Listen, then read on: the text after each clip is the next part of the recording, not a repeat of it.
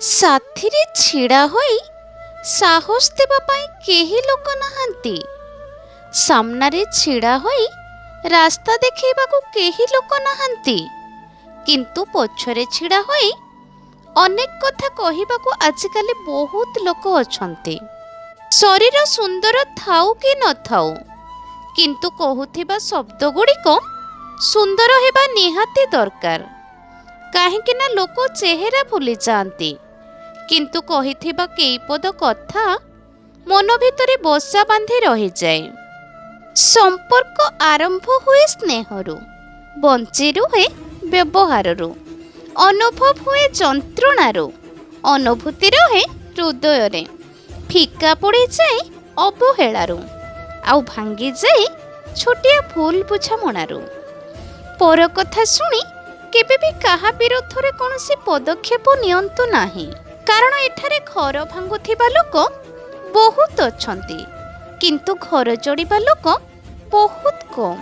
ତେଣୁ ନିଜ ଆଖିରେ ନ ଦେଖିବା ପର୍ଯ୍ୟନ୍ତ କାହା କଥାକୁ ବିଶ୍ୱାସ କରନ୍ତୁ ନାହିଁ।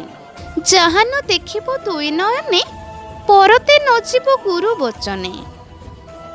ଜୀବନ କଠିନ ସେତେବେଳେ ହୋଇଯାଏ ଯେତେବେଳେ ଆମେ ନିଜକୁ ବଦଳାଇବା ବଦଳରେ ପରିସ୍ଥିତିକୁ ବଦଳାଇବା ପାଇଁ ଚେଷ୍ଟା କରୁ। ତେଣୁ ପ୍ରଥମେ ନିଜକୁ ବଦଳାଇବାକୁ ଚେଷ୍ଟା କରନ୍ତୁ।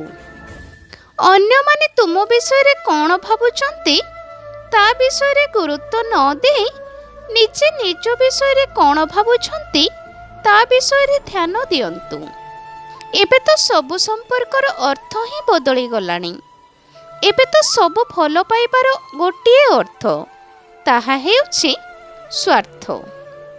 ସେହି ସମ୍ପର୍କ ମଜବୁତ ହୋଇଥାଏ ଯେଉଁଠି ପରସ୍ପରକୁ କ'ଣ ସେ କଥା ଲୁଚା ଯାଇନଥାଏ।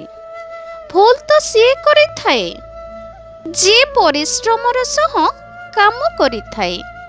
ଅଳସୁଆଙ୍କର ଜୀବନ ତ ଅନ୍ୟର ଖରାପ ଖୋଜିବାରେ ବିତି ଯାଇଥାଏ। କଷ୍ଟ ତ ସେହି ମଣିଷ ଦେଇଥାଏ ଯାହାକୁ ଆମେ ଆପଣାର ଭାବିଥାଉ। ନହେଲେ ବାଟରେ ଗଲାବେଳେ ଅଜଣା ଲୋକ ତ ଟିକିଏ ଧୋକା ଲାଗିଲେ ବି କ୍ଷମା ମାଗି ନେଇଥାନ୍ତି। କାହାକୁ ଡରାଅ ନାହିଁ, ସାହସ ଦିଅ। ଅପମାନିତ କର ନାହିଁ, ଶିଖେଇ ଦିଅ। ଗାଳି ଦିଅ ନାହିଁ, ସହି ଯାଅ। ଏସବୁ ଲକ୍ଷଣ ନିଜ ଭିତରେ ରଖ, ଆତ୍ମା ଶୁଦ୍ଧି ହୋଇଯାଇଥାଏ। ଏକୁଟିଆ ରହିବାର ଅଭ୍ୟାସ ବି ଦରକାର, କାରଣ ସବୁବେଳେ ସାଥିରେ କେହି ରହିବେ ନାହିଁ। ଜୀବନରେ ଆଖିରେ ଲୁହ ଦେବା ପାଇଁ ବହୁତ ଲୋକ ଅଛନ୍ତି, ଲୁହ ଦେଖିବା ପାଇଁ ବହୁତ ଲୋକ ଅଛନ୍ତି, କିନ୍ତୁ ଲୁହ ପୋଛିଦେବା ବାଲା କେହି ନଥାନ୍ତି। ଲାଇଫରେ କହିବା ଶିଖନ୍ତୁ, ନହେଲେ ଜୀବନ ସାରା ଶୁଣିବାକୁ ହିଁ ପଡ଼ିବ। ତୁମେ କେତେବେଳେ ଠିକ୍ କରିଥିଲ ସେ କଥାକୁ କେହି ମନେ ରଖିବେ ନାହିଁ, କିନ୍ତୁ ତୁମେ କେତେବେଳେ ଭୁଲ କରିଦେଇଥିଲ ସେ କଥା କେହି ଭୁଲିବେ ନାହିଁ। ସଚ୍ଚା ପ୍ରେମ ଡେରିରେ ହେଉ କି ଦେଖୁ ଦେଖୁ ହେଇଯାଉ, ଥରେ ହୋଇଗଲେ ଭୁଲିବା ପାଇଁ ସାରା ଜୀବନ କମ୍ ପଡ଼ିଯାଏ। ଯେତେ ଦୂରରେ ରହିଲେ ବି ସମ୍ପର୍କ କେବେ ଶେଷ ହୁଏ ନାହିଁ। ସମ୍ପର୍କ ଶେଷ ହୁଏ ମଣିଷର ମିଛ ଅଭିନୟ ଆଉ ସ୍ୱାର୍ଥ ପାଇଁ। ଆପଣ ନିଜ ଶବ୍ଦକୁ କେତେ ବି ବୁଦ୍ଧିମତାର ସହ କୁହନ୍ତୁ ନା କାହିଁକି, କିନ୍ତୁ ଶୁଣିବା ଲୋକ ନିଜର ଯୋଗ୍ୟତା ଆଉ ମନର ବିଚାର ଅନୁସାରେ ଶୁଣିଥାଏ।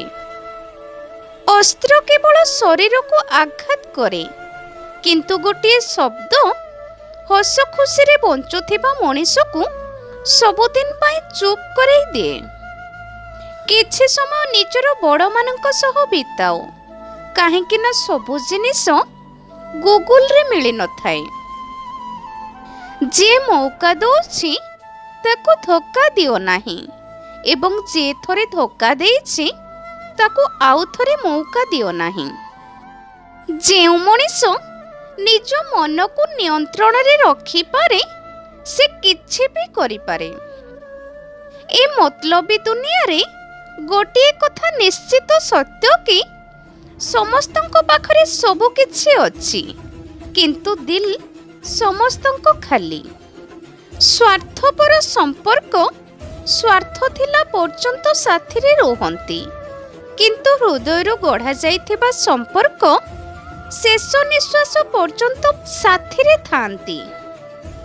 ଏହି ଭିଡ଼ିଓଟି ଯଦି ଆପଣମାନଙ୍କୁ ଭଲ ଲାଗିଥାଏ ତାହେଲେ ମୋ ଭିଡ଼ିଓଟିକୁ ଲାଇକ୍, ସେୟାର, କମେଣ୍ଟ କରି ମୋ ଚ୍ୟାନେଲଟିକୁ ସବସ୍କ୍ରାଇବ୍ କରିଦିଅନ୍ତୁ।